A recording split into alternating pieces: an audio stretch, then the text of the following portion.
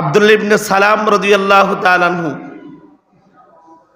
এবং তার সাথীবর্গরা আল্লাহর রাসূলকে প্রশ্ন করেছেন, ইয়া রাসূলুল্লাহ, এমন কি আমল আছে যেই আমলের কারণে আমরা জাহান্নামের আগুন থেকে, জাহান্নামের যন্ত্রণাদায়ক শাস্তি থেকে মুক্তি পেতে পারি? রাসূল করিম সাল্লাল্লাহু আলাইহি ওয়াসাল্লাম সাহাবায়ে কেরাম রাদিয়াল্লাহু তাআলা আনহুমদেরকে বললেন যে, ও আমার সাহাবারা, তোমরা যদি জাহান্নামের আগুন থেকে মুক্তি পাইতে চাও, জাহান্নামের আগুন থেকে মুক্তি পাওয়ার মাধ্যম এক নম্বর কাজ তোমাদের করতে হবে, তুমিনুনা বিল্লাহ, আল্লাহ পাক রব্বুল আলামিনের ওয়াহদানিয়তকে, একত্ববাদকে বিশ্বাস করতে হবে। আল্লাহর একত্ববাদকে যদি বিশ্বাস না করো, তাহলে যত বড় ইমানদার হও না কেন, যা কিছু হও না কেন, তোমরা কখনো জাহান্নামের আগুন থেকে মুক্তি পাইতে পারবা না। এই জন্য আল্লাহ পাক রব্বুল আলামিন বয়ান করলেন যে তোমাদের জন্য সর্বপ্রথম করণীয় হলো আল্লাহর ওয়াহদানিয়ত, আল্লাহর একত্ববাদকে স্বীকার করতে হবে। কাফের মুশরিক, বেঈমান, বেদিন আর নাস্তিকগুলো, এদের পিছনে অন্য কোনো কারণ নেই। কাফের হওয়ার পিছনে কারণ নেই, ইহুদি হওয়ার পিছনে কারণ নেই, নাসারা হওয়ার পিছনে কারণ নেই। কারণ একটাই ছিল, ইহুদিরা উযাইরকে মানত, উযাইরকে বলতো আর ওয়াকালাতিল ইহুদু উযাইরুন ইবনুল্লাহ, এরা বলতো উযাইর আল্লাহর পুত্র। মুশরিকরা বলতো, নাসারারা বলতো ওয়াকালা ঈসা, ঈসার ব্যাপারে বলতো ঈসা আল্লাহর পুত্র। এমন ভাবে করার কারণে ইহুদি ধ্বংস হয়ে গেছে, নাসারা ধ্বংস হয়ে গেছে।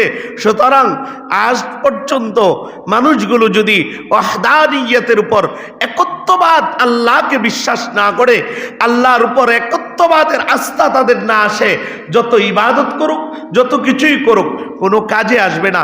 এই জন্য এক নাম্বার কাজ, জাহান্নামের আগুন থেকে যদি মুক্তি পাইতে চাই, যন্ত্রণাদায়ক শাস্তি থেকে যদি আমরা মুক্তি পাইতে চাই, তাহলে এক নম্বর কাজ হবে আল্লাহর ওয়াহদানিয়তের উপর আমাদের ঈমান আনা, আল্লাহর একত্ববাদকে আমরা বিশ্বাস করা।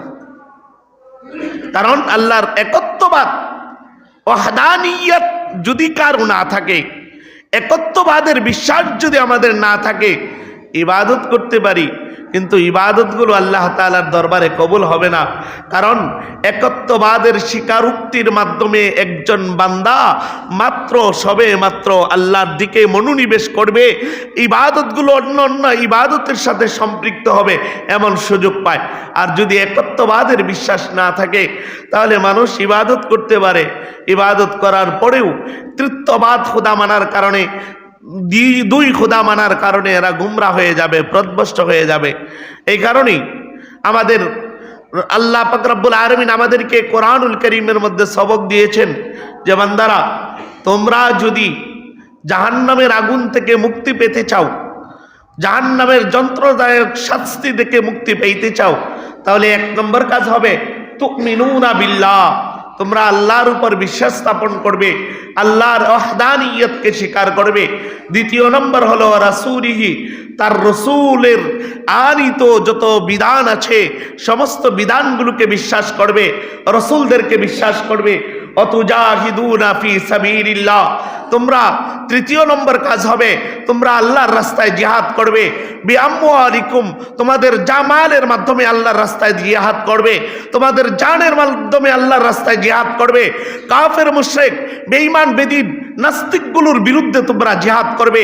কোরআনুল কারীমের মধ্যে আল্লাহ পাক রব্বুল আলামিন বয়ান করেছেন, ইয়া আইয়ুহান নবিয়্যু, হে নবী, জাহিদিল কুফার, কাফেরদের বিরুদ্ধে যুদ্ধ করুন, ওয়াল মুনাফিকিন, মুনাফিকদের বিরুদ্ধে যুদ্ধ করুন। হাদিসের মধ্যে রাসূল করিম সাল্লাল্লাহু আলাইহি ওয়াসাল্লাম বয়ান করেছেন, জাহিদুল মুশরিকিন, মুশরিকদের বিরুদ্ধে যুদ্ধ করুন। সুতরাং আমাদেরকে আল্লাহ পাক রব্বুল আলামিন বয়ান করেন, দুনিয়ার জগতের মানুষ যদি জাহান্নামের আগুন থেকে বাঁচতে চায়, যন্ত্রণাদায়ক শাস্তি থেকে বাঁচতে চায়, এক নম্বর আল্লাহকে বিশ্বাস করতে হবে, আল্লাহর ওয়াহদানিয়তকে বিশ্বাস করতে হবে।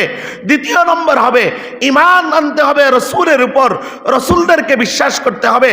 তৃতীয় নম্বর সবক হলো ওয়াতুজাহিদুনা ফি সাবিলিল্লাহ, আল্লাহর রাস্তায় জিহাদ করতে হবে জানের মাধ্যমে, মালের মাধ্যমে।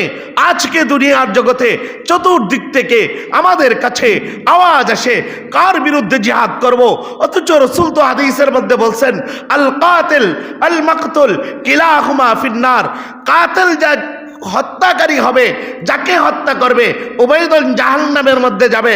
রাসূল তো হাদিসের মধ্যে বলেছেন। কিন্তু আমাদের প্রশ্ন হলো আমরা কাদের বিরুদ্ধে যুদ্ধ করব, আমরা কাদের বিরুদ্ধে জিহাদ করব? আল্লাহ পাক রব্বুল আলামিন বিভিন্ন আয়াতের মধ্যে আমাদেরকে বয়ান করছেন। 5 নম্বর পারার 8 নম্বর পৃষ্ঠায় আল্লাহ বলেন আমা আলাইকুম লা তুকাতিলুনা ফি সাবিলিল্লাহ, কি হলো তোমাদের আল্লাহ রাস্তায় যুদ্ধ করছো না?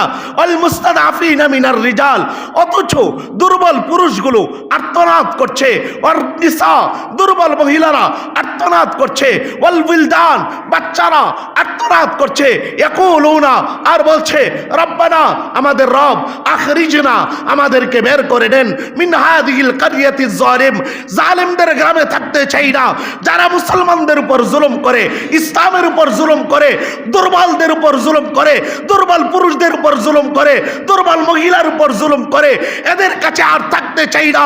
আল্লাহ পাক রব্বুল আলামিন বয়ান করেন যারাই ইসলামের বিপক্ষে অবস্থান নেবে, কোরআনের বিপক্ষে অবস্থান নেবে, মাজলুমদের উপর আক্রমণ করবে, দুর্বল পুরুষদের উপর আক্রমণ করবে, দুর্বল মহিলাদের উপর আক্রমণ করবে, তাদের বিরুদ্ধে আল্লাহর ঘোষণা হলো যুদ্ধ করতে হবে যতক্ষণ পর্যন্ত এরা এদের কাছ থেকে ফিরে না আসবে, ততক্ষণ পর্যন্ত এদের বিরুদ্ধে যুদ্ধের ঘোষণা কে দিয়েছেন?